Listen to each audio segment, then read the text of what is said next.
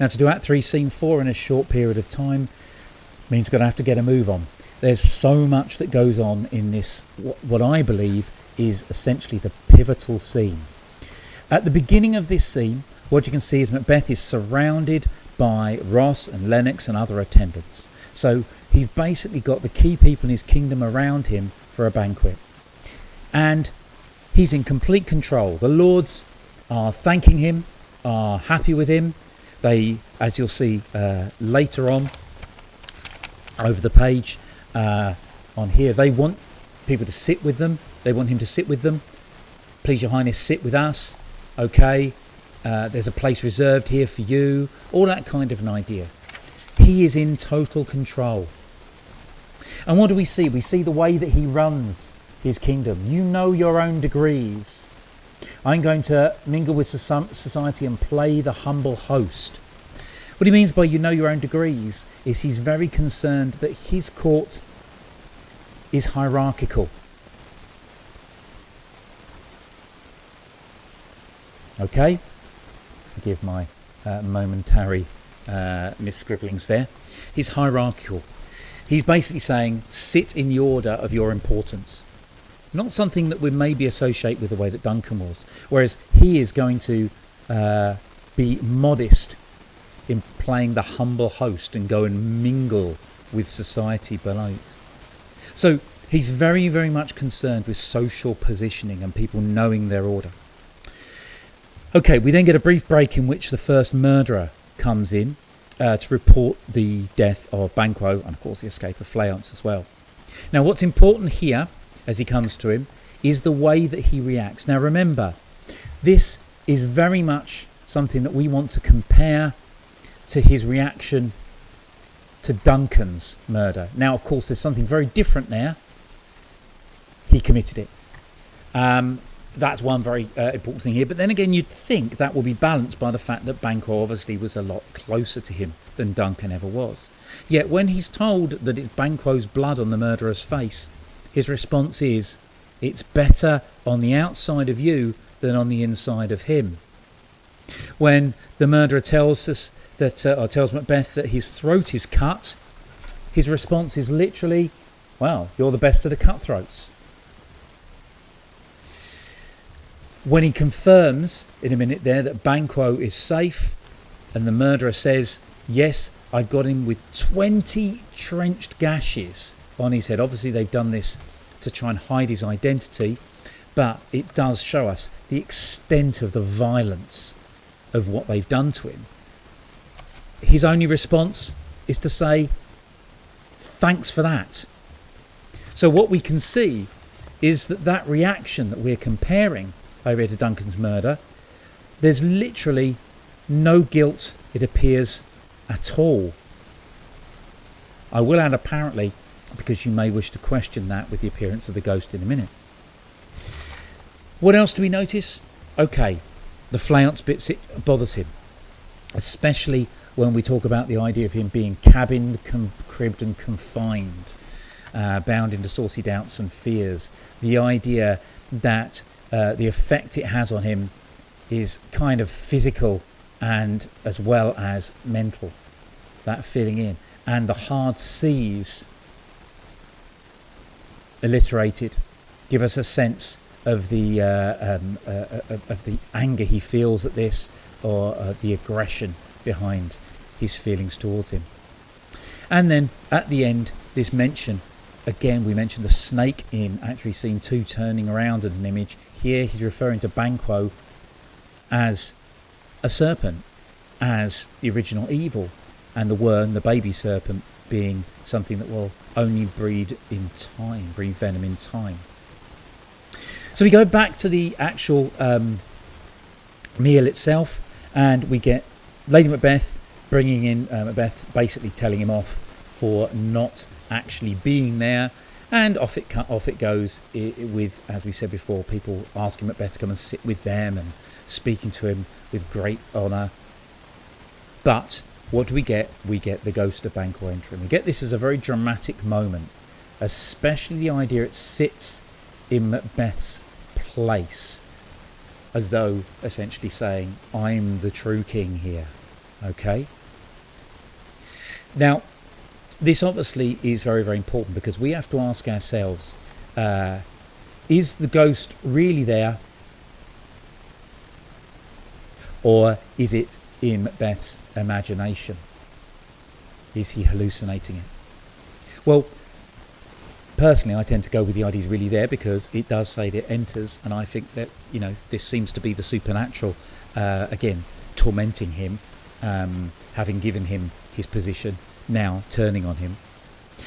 But what we get is Macbeth begin to basically lose control.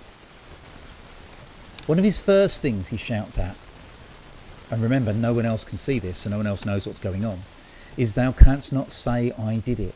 Now that's quite interesting that he is focusing on the idea of responsibility. You can't say I did it because I've got someone else to do it.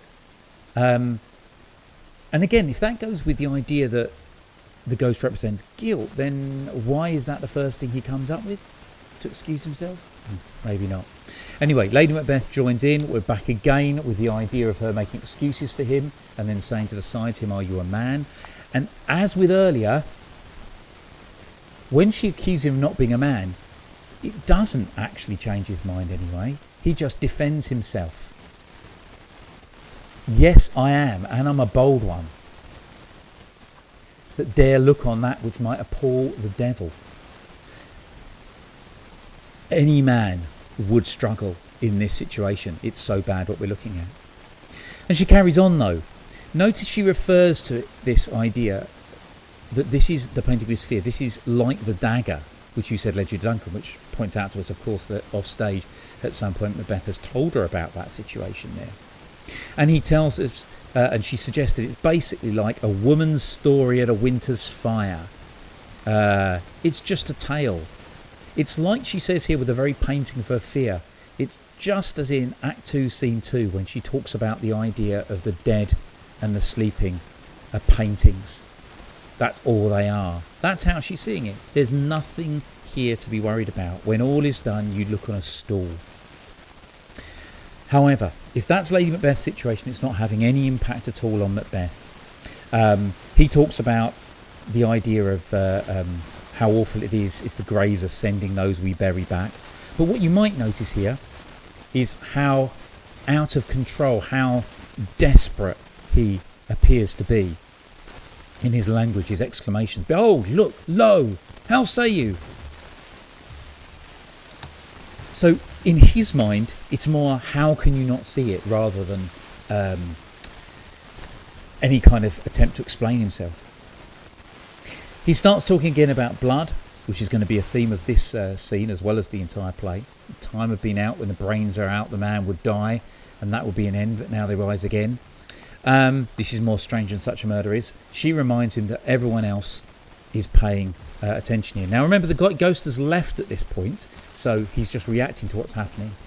He goes back to them and raises a toast, and particularly here raises a toast to Banquo. Now it's interesting that at that point what he's doing is, having just seen the ghost, he's almost kind of standing up against the idea that there should be any guilt here by deliberately toasting the person he's just knocked off. The ghost comes back in. Again, he starts shouting at it. Now, of course, this is the end of everything because everybody's watching here. The watchers are basically seeing him addressing nothing. And therefore, to them, this is going to be quite disturbing. And as soon as, of course, they hear about what's happening and Banquo going missing, they're going to put two and two together. Probably the most interesting bit down here is this, where what Macbeth actually seems to do is challenge the ghost. He starts speaking to it. That bit again of whatever a man dares, I dare. And he starts taunting it, saying, "Come at me like a bear, like a rhinoceros, like a tiger, and I will not be scared." Right? It is only that shape. Take any shape but that. So it seems to be that purely it's seeing Banquo that's the issue. He says, come alive again. Come out to the desert with me, and if I'm scared then, protest me the baby of a girl. Right?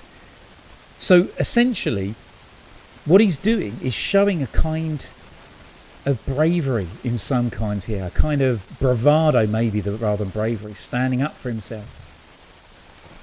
The ghost goes. Notice he says that now the ghost is gone, he's a man again.